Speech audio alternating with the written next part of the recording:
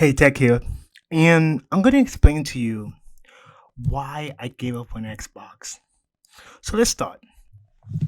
So let's talk about Game Pass. Man, Game Pass was a very interesting experience for me personally. And why I say that because I actually got Game Pass. I paid a month for it just to see how the service was, the highest tier that they have, and I did a lot of cloud gaming. And I'll be honest with you guys, it's not so reliable. I believe I have pretty decent internet, and the way technology is now today, the internet's pretty fast. You really have no issues with internet in some areas, but there's some areas that just don't have reliable internet, and that's the reality of the situation. And I thought the concept was really cool, right, at first. But as time went on, I started playing a lot of different games on Game Pass.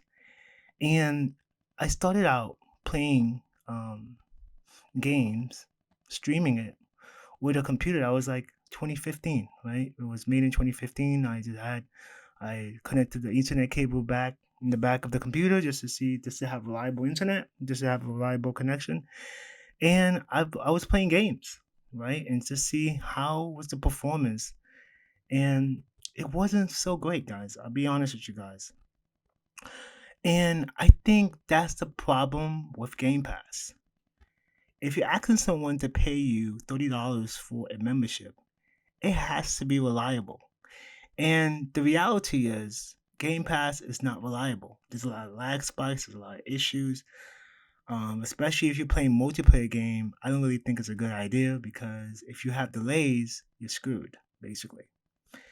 And even with single player games, you still have problems. You see, you press the controller, it delays maybe 2 minutes, and you're like, "What is going on?" And it's messing up the game flow because if you're playing a fast paced game, it's not a good thing, guys. I didn't like it, so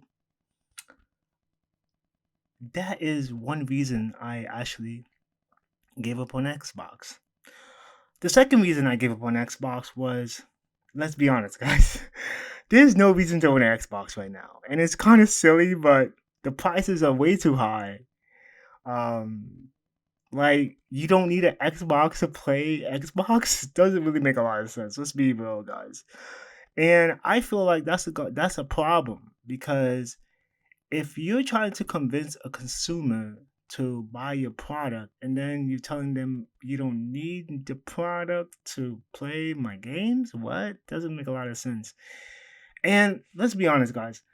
I don't think any one of us likes to play games on a mobile. I'm not a mobile guy. I tried it. It was not comfortable. It was weird. I had a lot of issues with the mobile app. Wasn't reliable. Like, if you're gonna sell a service for a decent price, please make it reliable. Make it something that somebody can use and enjoy. And I'm not hating on Xbox because Xbox is running a business and they gotta make profit. I respect the company. I know what it's about. But I gotta say, if you're gonna give us a product, please, or a service, please make it reliable for the consumer so you can actually enjoy what they're paying for, right? And that's all I wanted to say because it really stinks on Xbox. It's just bad. I sold my Xbox and I'm not going back. And the reason why, because I don't feel like it's reasonable at this time to own an Xbox. So, guys, let me hear your opinion. Please share your thoughts on your opinion below. I would definitely like to hear from you guys. I want to say thank you again for watching this video, and I'll see you guys soon.